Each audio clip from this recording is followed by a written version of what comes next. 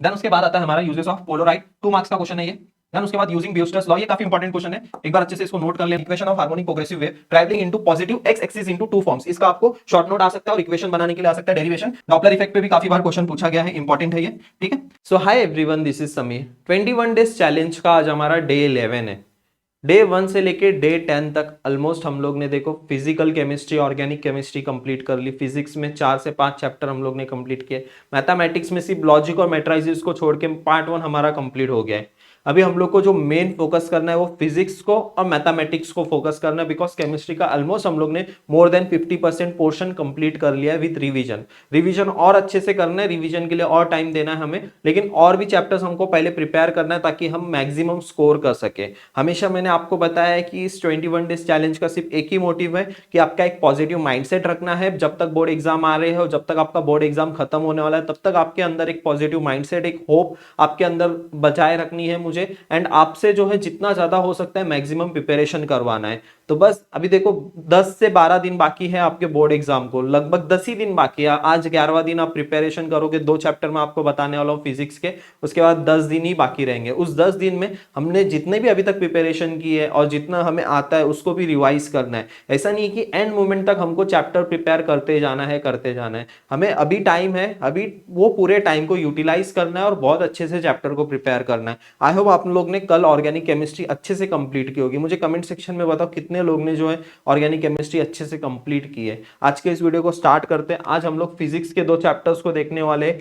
ठीक है। जो भी स्टूडेंट न्यू है इस चैनल पे, चैनल को सब्सक्राइब कर लीजिए। आज हम लोग जो है इन 2 चैप्टर्स के जो जो इंपॉर्टेंट टॉपिक्स है वो मैं आपको बताऊंगा। कल से हम लोग मैथ्स 2 स्टार्ट करने वाले, डे 12 से लेके डे 15 तक हम लोग मैथ्स 2 पे ही फोकस करने वाले हैं। तो कल से आप प्रिपेयर रहना मैथ्स 2 के लिए, ठीक है। 3 दिन या तो 2 दिन लगातार हम लोग सिर्फ मैथ्स पे ही फोकस करेंगे। मैथ्स और फिजिक्स जैसे भी करके हमको कंप्लीट करना है। देन डे 18 से लेके डे 21 तक मैं सिर्फ आपसे रिवीजन करवाने वाला हूं, ठीक है। अभी हम लोग superposition of waves and way optics के क्या क्या इंपॉर्टेंट क्वेश्चन है वो देखते हैं। तो सबसे पहला जो चैप्टर है सुपरपोजिशन ऑफ वेव, ये इंपॉर्टेंट क्वेश्चन है। ये देखो बहुत बार एग्जाम में भी आया हुआ है question.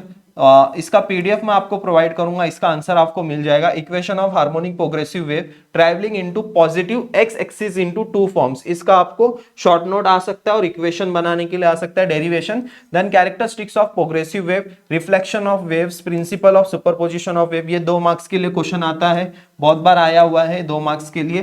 Then stationary waves and progressive wave का डिस्टिंग्विश बिटवीन आता है, ठीक है। इसका डिस्टिंग्विश बिटवीन कर लेना, इसका डिस्टिंग्विश बिटवीन पूछा जाएगा। Then explain formation of stationary wave by analytical method, okay. ये काफी इंपॉर्टेंट क्वेश्चन है, सीईटी पॉइंट ऑफ व्यू से भी और बोर्ड पॉइंट ऑफ व्यू से भी।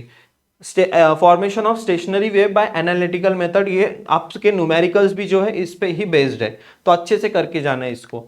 नेक्स्ट नोट्स एंटी नोट्स क्या होते हैं। देन उसके बाद हार्मोनिक्स एंड ओवरटोन्स के ऊपर न्यूमेरिकल्स आएंगे आपको।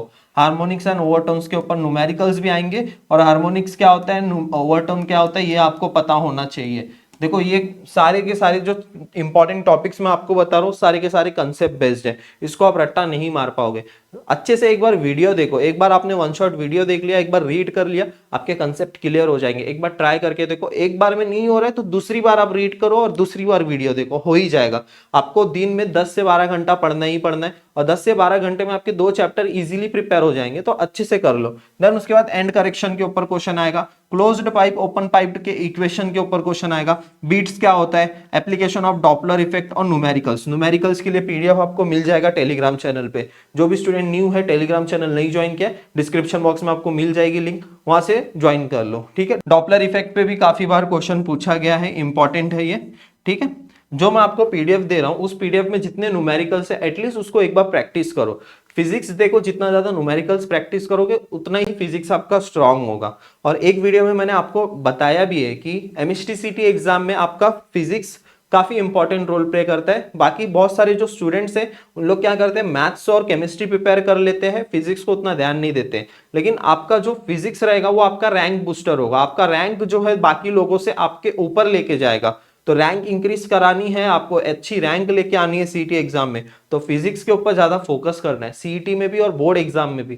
तो देखो बोर्ड एग्जाम में अभी वे ऑप्टिक्स के ऊपर हाइगन्स प्रिंसिपल के ऊपर क्वेश्चन आता है, derive laws of reflection of light using Huygens principle, polarization क्या होता है, explain Brewster's law, diagram of plane of vibration and plane of polarization, ये सारे इंपॉर्टेंट टॉपिक्स है, इसका स्क्रीनशॉट ले लो। देन उसके बाद आता है हमारा यूजेस ऑफ पोलराइड, 2 मार्क्स का क्वेश्चन है ये।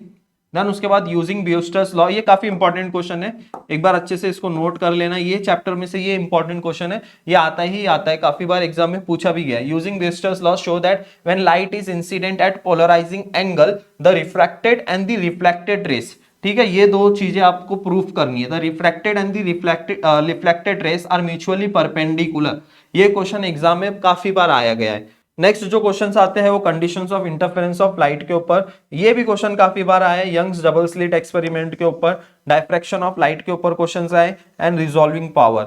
रिजॉल्विंग पावर ये सीईटी पॉइंट ऑफ व्यू से काफी इंपॉर्टेंट है, सीईटी से इसके क्वेश्चंस आते हैं रिजॉल्विंग पावर के, ठीक है। और न्यूमेरिकल्स जो है मैं आपको प्रोवाइड कर दूंगा, न्यूमेरिकल्स आप वहां से प्रैक्टिस कर सकते हो, न्यूमेरिकल्स के लिए पीडीएफ आपको मिल जाएगी। ये जितने भी टॉपिक्स मैंने बताया इसको एक बार नोट डाउन कर लो या तो स्क्रीनशॉट ले लो। आई होप सारे आपने नोट डाउन कर लिए होंगे। तो आज के टारगेट के लिए भी आपको ऑल द वेरी बेस्ट। आज डे 11 है, डे 21 ज्यादा दूर नहीं है, करीब है, बस थोड़े दिन और हार्डवर्क करना है बस, फिर उसके बाद अच्छे से हमको एग्जाम देनी है। फिर सीईटी एग्जाम में तो हम मिल के फोड़ने वाले, मिल के हम लोग मचाने वाले। सीईटी एग्जाम की आप बिल्कुल भी टेंशन मत लो, सीईटी में हम लोग अच्छे से करने वाली, सारी चीजें अच्छे से होगी, बहुत सारी चीजें आने वाली है। ऑलरेडी मॉक टेस्ट अवेलेबल है, जो भी स्टूडेंट सीईटी के लिए प्रिपेयर कर रहे हैं उन लोग मॉक टेस्ट अटेम्प्ट कर सकते हो राइजिंग एजुकेशन ऐप से। So all the very best. आज के टारगेट के लिए मिलते हैं नेक्स्ट वीडियो में, तब तक के लिए थैंक यू।